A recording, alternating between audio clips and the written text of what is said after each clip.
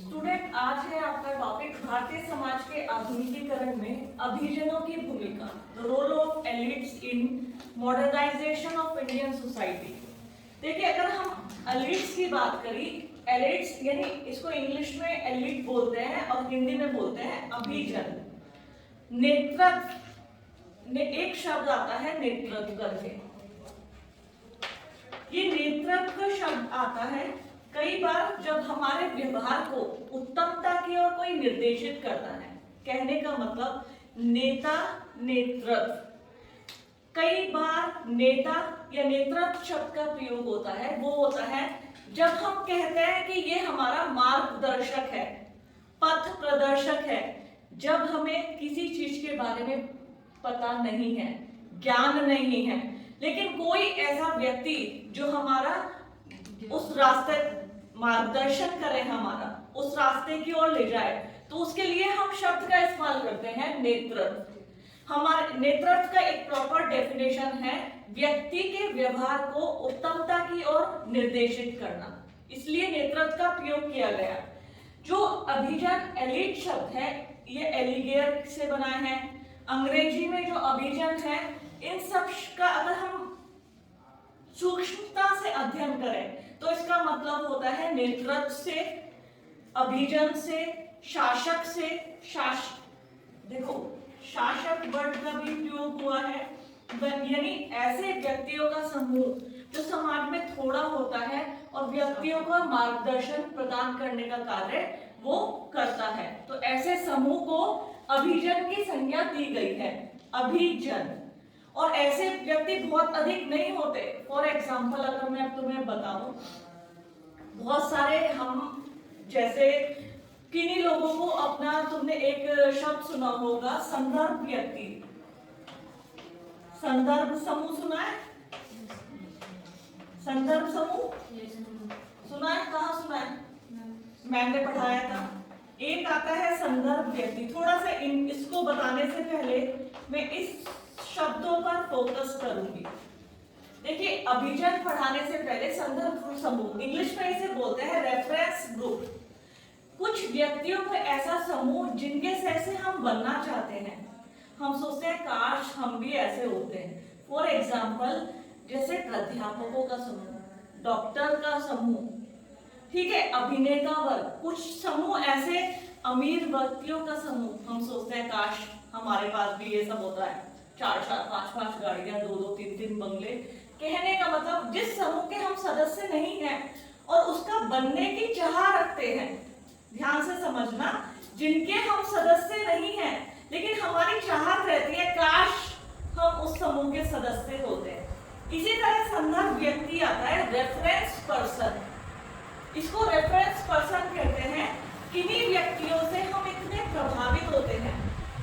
कहता है, ये तुमने रोल मॉडल शब्द सुना है? रोल मॉडल, लगता है मैं पहली बार बोल रही हूं। सुना है? भूमिका इस परिप्रेक्ष्य में सुना है रोल मॉडल? जैसे कोई व्यक्ति किसी कुछ अधिकारी है तो हम उसके जैसा बनना चाहते हैं। राइट। रोल मॉडल, देखो, रोल मॉडल कोई छोटे बच्चे से भी हम सीख सकते हैं, किसी बड़े अधिकारी से भी सीख सकते हैं। कोई डॉक्टर भी हो सकता है, कोई टीचर भी हो सकता है, कोई धार्मिक, जरूरी नहीं है हमारा रोल मॉडल कोई बड़ा अधिकारी हो। किसी एक्ट्रेस से हम उसकी प्रतिभा से बड़े प्रभावित हैं कि बड़े देखने में सुंदर है, काश मैं भी करीना कपूर हूं, है ना? तो कभी कभी ऐसी चाह होती है। बहुत से व्यक्ति जैसे एपीजे अब्दुल कलाम से मैंने कई बार देखा है, इंटरव्यूज की जब तैयारी की जाती है तो लोगों से सबसे पहले यही पूछा जाता है बैठ के कि आपके रोल मॉडल कौन है, क्योंकि कहीं ना कहीं ये हमारे व्यक्तित्व का परिचय दे देते हैं। मैं कहने लगूं, मेरे रोल मॉडल जो है एपीजे अब्दुल कलाम है। एक ऐसे साधारण साइंटिस्ट, कहते थे ना उन्हें मिसाइल मैन, क्योंकि उन्होंने बहुत सारी मिसाइलों के रिसर्च में, डिजाइन में, बनाने में, इसरो में अपनी महत्वपूर्ण भूमिका निभाई और वो भारत के राष्ट्रपति रहे हैं। जिस समय उनकी मृत्यु हुई थी उस समय वो, जब संपत्ति उनकी निकली थी तो 2 जोड़े कपड़े, ठीक है, बहुत कम किताबें, मतलब ये उनकी संपत्ति निकली थी। कहने का मतलब उस व्यक्ति ने अपने जीवन में साधारण तरीके से जीवन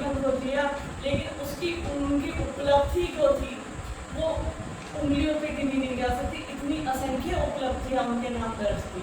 कहने का मतलब रोल मॉडल यानी संदर्भ व्यक्ति, जिन व्यक्तियों से हम प्रभावित होते हैं, उनके जैसे बनना चाहते हैं, हम सोचते हैं काश हम भी वैसे होते, तो उनको हम संदर्भ व्यक्ति या रोल मॉडल कहते हैं। अभिजन एलीट शब्द जो आया है वो ऐसे व्यक्तियों के लिए आया है जो समाज में, देखो सबसे पहले तुम्हें बता दूं, जो अभिजन वर्ग की अवधारणा है सबसे पहले समाजशास्त्र में वेल्फ्रेड पेरेटो ने दी और एक किताब लिखी थी the mind and society. Vilfredo Pareto ने लिखी थी और अपनी एक किताब लिखी थी द माइंड एंड सोसाइटी। इसमें आपने अभिजन के बारे में विस्तार से बताया था। उन्होंने कहा था हमारे समाज में एक ऊंच नीच का संस्करण पाया जाता है, हर समाज में, सोसाइटी में। संस्करण को इंग्लिश में बोलते हैं हायरार्की। देखो उन्होंने बोला था एक ऊंच नीच का संस्करण पाया जाता है, उच्च वर्ग और निम्न वर्ग, और इनके आधार अलग अलग होते हैं। जैसे कई बार अगर आर्थिक रूप से देखें तो हम अमीर लोगों को उच्च वर्गों में शामिल करेंगे, जो निर्धन वर्ग होते हैं वो किसमें आते हैं, निम्न वर्ग में। मानो ये बात ठीक है।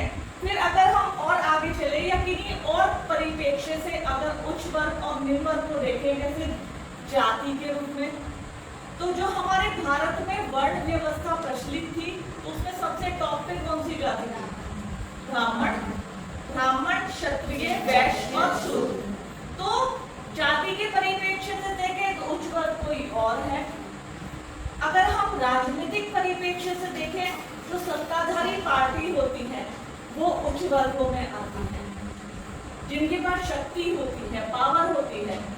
तो कहने का मतलब सबसे पहले एलीट या अभिजन की अवधारणा जो थी वेल्फ्रेड पेरेटो ने अपनी किताब माइंड एंड सोसाइटी में दी थी। उन्होंने बताया था कि हमारे समाज में एक स्पष्ट ऊंच नीच का संस्करण देखने को मिलता है, और जो अभिजन लोग होते हैं, अभिजन वर्ग के लोग, उनका संबंध होता है उच्च वर्गों से, उनका संबंध निम्न वर्गों से नहीं होता। निम्न वर्ग के लोग अभिजन नहीं कहलाते, उनका संबंध होता है उच्च वर्गों से। इस आधार पर आपने हमारे समाज के अभिजनों ने, अगर हम बात करें, अभिजनों के दो प्रमुख प्रकार बताए। सबसे पहले अभिजन उन्होंने किसे कहा है, हमारे समाज में जो उच्च और नीच का संस्करण पाया जाता है, हायरार्की पाई जाती है, तो उसमें उच्च वर्गों को पेरेटो ने कहा है अभिजन, एलीट। और फिर उन्होंने इन एलीट्स को दो भागों में बांटा। किसने, जोर से बोलो, पेरेटो ने, वेल्फ्रेड पेरेटो ने। शासक अभिजन और शासित अभिजन। पहला है शासक अभिजन और शासित अभिजन। शासित अभिजन।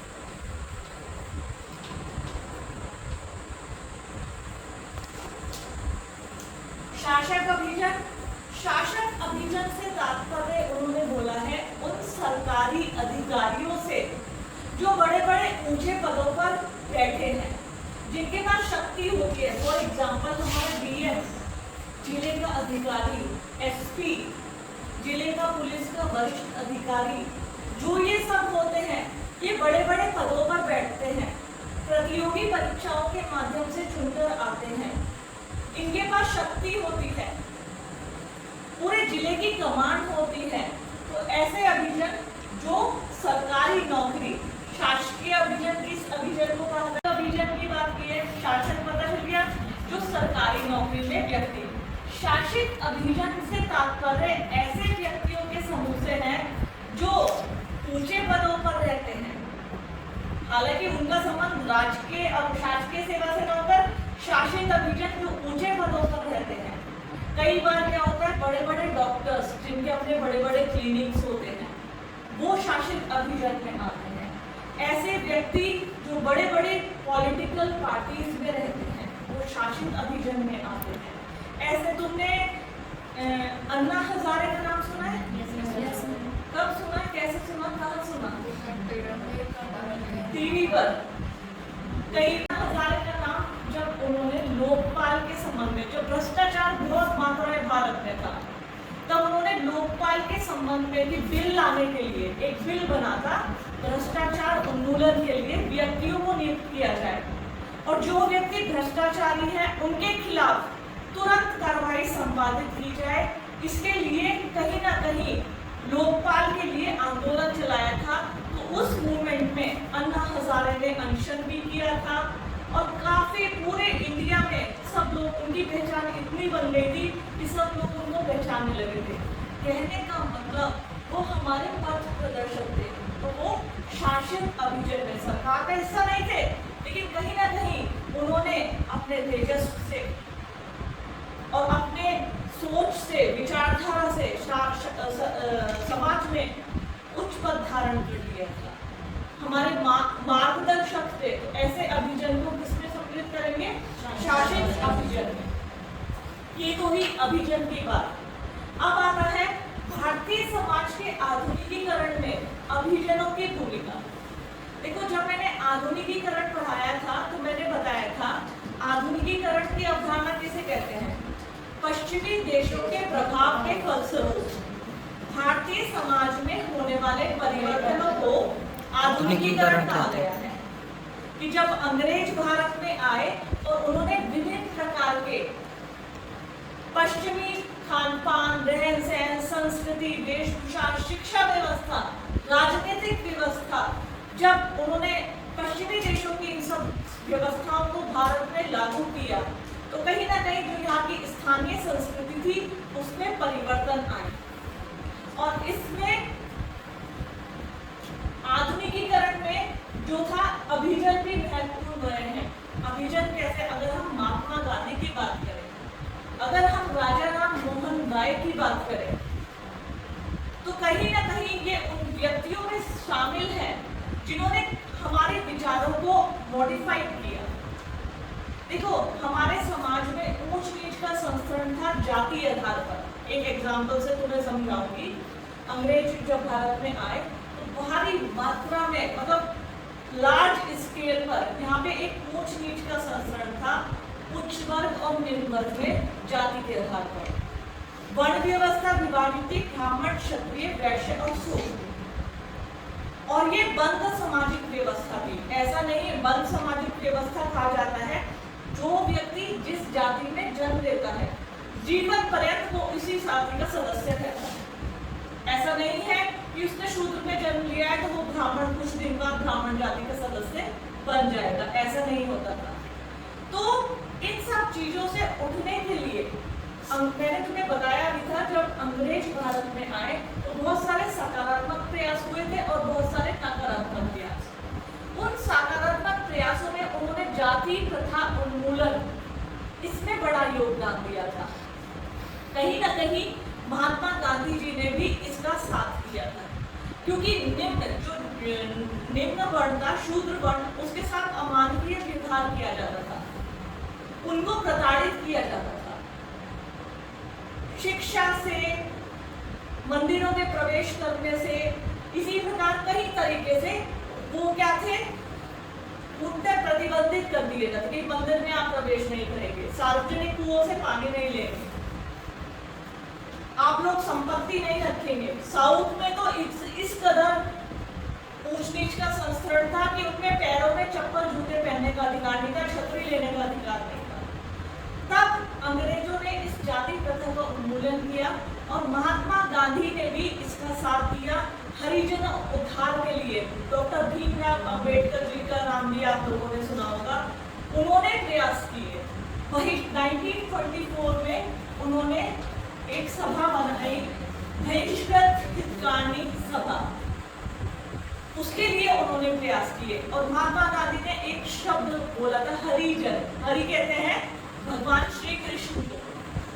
जब उन्हें मंदिरों में प्रवेश नहीं देने दिया जाता था तो महात्मा गांधी ने उनके लिए शूद्र के स्थान पर वर्ड यूज किया, हरिजन, यानी भगवान कृष्ण के प्यारे व्यक्ति।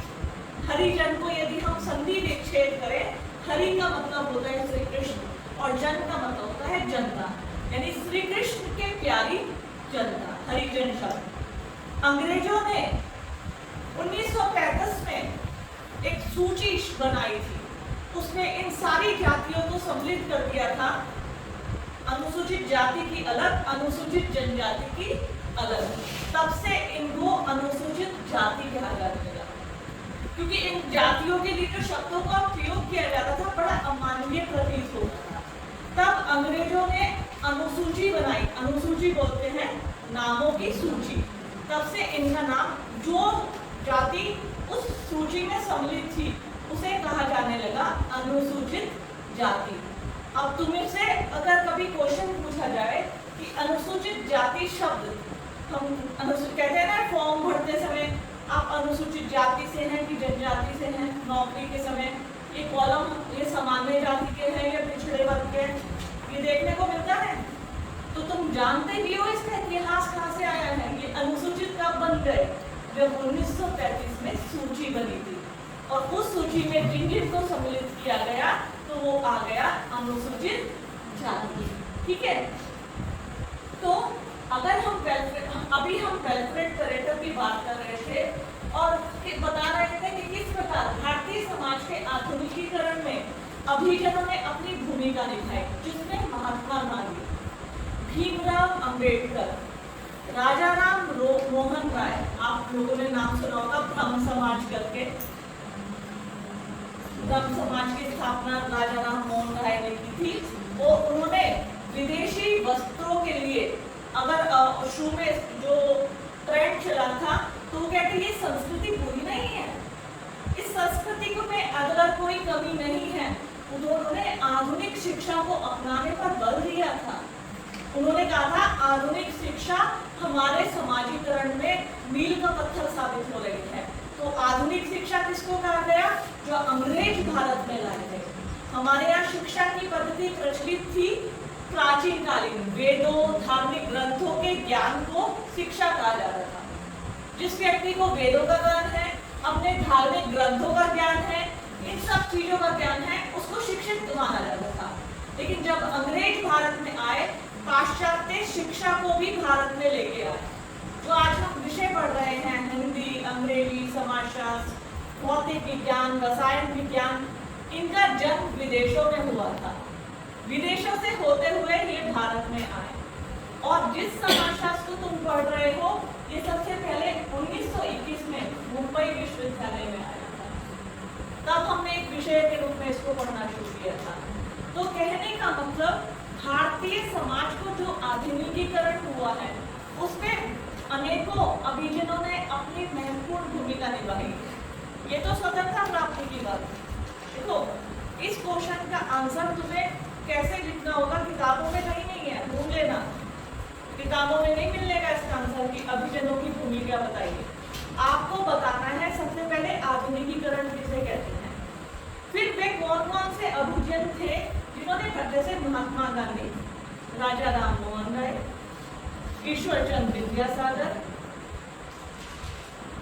Shrimati Annie Besant. महिलाओं की यदि हम बात करें, इन्होंने महिला शिक्षा पर जोर दिया, जाति प्रथा उन्मूलन पर जोर दिया, बहुत सारी कुप्रथाएं जो थी उनके उन्मूलन पर जोर दिया।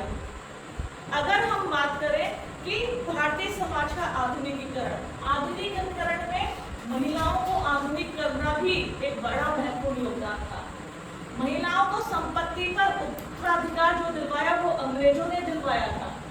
वो अंग्रेजों ने एक अधिनियम बनाया था 1939 में, जिसे 1956 में 1956 में अमेंडमेंट करके बनाया गया था, हिंदू संपत्ति उत्तराधिकार अधिनियम, जिसमें महिलाओं को भी संपत्ति पर अधिकार मिला, उससे पहले नहीं था।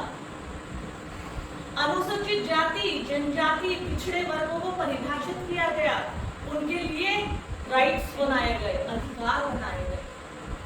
इससे क्या हुआ, समाज की जो परंपरागत पद्धति थी, संस्कृति थी, उस पे बदलाव आया। उसमें देखो, कोई भी संस्कृति एक तरह से विलुप्त नहीं होती, ये आप भी सहमत होंगे इस बात से और मैं भी, क्योंकि जाति प्रथा हाँ बदल जाएगी, लेकिन इसका अस्तित्व समाप्त हो जाएगा, तो भारतीय समाज के संदर्भ में कहना ये बिल्कुल निरर्थक है। यहाँ परिवार व्यवस्था जो है, संयुक्त परिवार, एकांकी परिवार, परिवार का स्वरूप बदल जाएगा, लेकिन परिवार का अस्तित्व समाप्त हो जाएगा, ये नहीं कह सकते। विवाह व्यवस्था का स्वरूप बदल जाएगा, लेकिन विवाह समाप्त हो जाएंगे, ये पॉसिबल नहीं। तो भारतीय समाज के आधुनिकीकरण में जो अगर स्वतंत्रता प्राप्ति की बात है, इन लोगों ने, महात्मा गांधी ने, राजा राममोहन राय ने, ईश्वर चंद्र विद्यासागर ने और श्रीमती एनी बेसेंट ने अपने महत्वपूर्ण भूमिका अदा की। लेकिन अगर हम आगे आए, आगे की ओर चले, तो हम देखते हैं समाज में इतने व्यक्ति थे जिन्होंने कहीं ना कहीं भारतीय समाज के आधुनिकीकरण में अपनी भूमिका निभाई।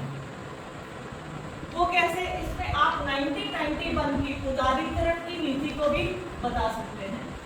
भारतीय समाज से पूर्णतः परंपरागत समाज माना जाता था। उद्योगीकरण भारत में स्वतंत्रता के प्राप्त भी पनप नहीं पाया था।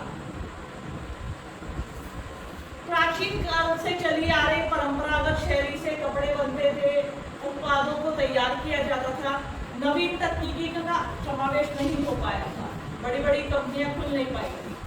1991 में पीवी नरसिम्हा राव की सरकार थी, प्रधानमंत्री थे हमारे श्री पीवी नरसिम्हा राव। उन्होंने एक नीति की घोषणा की 1991 में, जिसे कहा जाता है उदारीकरण की नीति। और ये उदारीकरण की नीति क्या थी? जो उद्योगों को भारत में लगाया जाता था, मैंने पहले भी बताई थी आपको, उद्योगों को भारत में लगाना बहुत कठिन काम था। कठिन काम इसलिए था क्योंकि उसके लिए 100 करोड़ रुपए की जमानत राशि थी, खूब सारे पेपर की व्यवस्था थी, लाइसेंस व्यवस्था थी, लाइसेंस लेना पड़ता था। तो जब पीवी नरसिम्हा राव की सरकार आई, तो उन्होंने उदारीकरण की नीति की घोषणा की। उन्होंने लाइसेंस व्यवस्था को समाप्त कर दिया, 100 करोड़ रुपए की जमानत राशि को समाप्त कर दिया। तो इससे क्या हुआ? भारत में उद्योग लगाना बहुत आसान हो गया। सभी कंपनियों के प्रोडक्ट्स ने भारत में अपने उद्योग लगा दिए। आज हम जो मोबाइल फोन, स्कूटी, कार, जितनी भी चीजें, रेफ्रिजरेटर, टेलीविजन, जितनी भी चीजें देख रहे हैं, और सब भारत में उत्पादित हो रहे हैं, सब भारत में बन रहे हैं। पहले ऐसा नहीं था, पहले हम विदेशों में से मंगाया करते थे, भारत में ऐसा कुछ भी प्रोडक्शन नहीं होता था। तो कहने का मतलब है कि भारतीय समाज के आधुनिकीकरण में अभिजनों ने महत्वपूर्ण भूमिका अदा की है।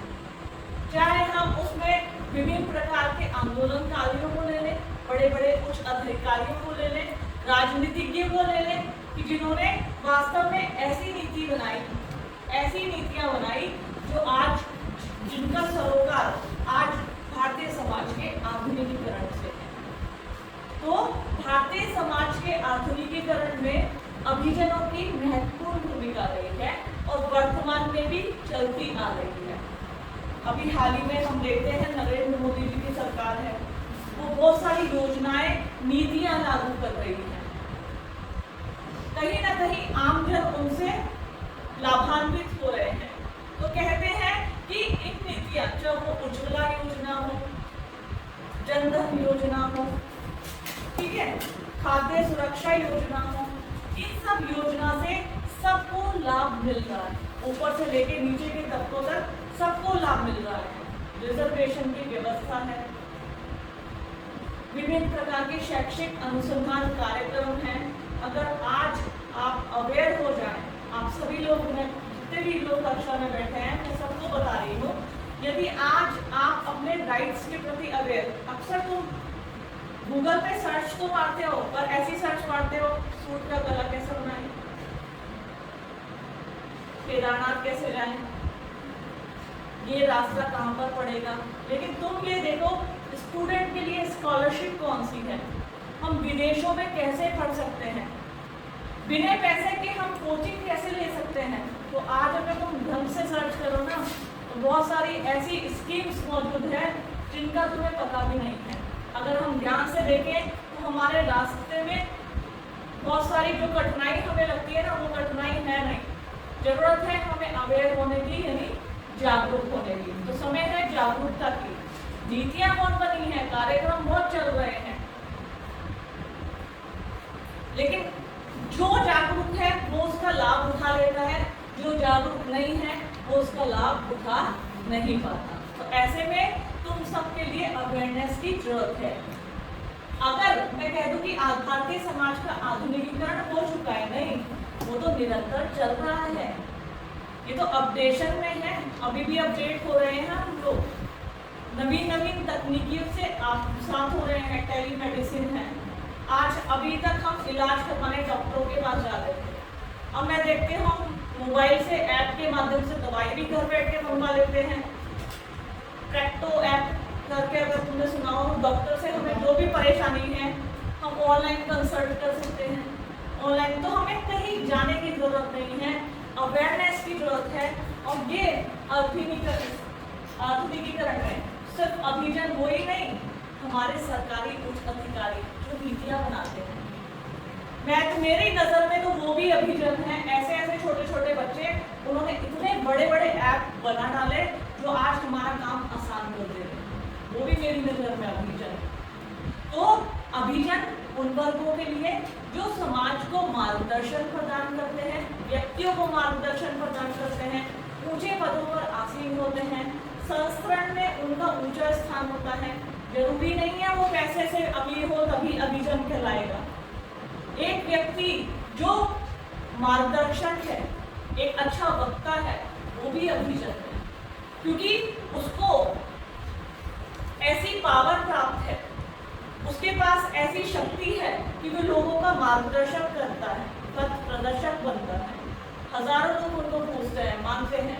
अनेक धार्मिक गुरुओं को मैं देखती हूँ, वो भी अभिजन है। तो भारतीय समाज के आधुनिकीकरण में, चाहे प्राचीन काल हो, मध्यकाल हो, चाहे वर्तमान काल हो, अभिजनों ने अपनी महत्वपूर्ण भूमिका अदा की है। यह है भारतीय समाज के आधुनिकीकरण में अभिजन की भूमिका।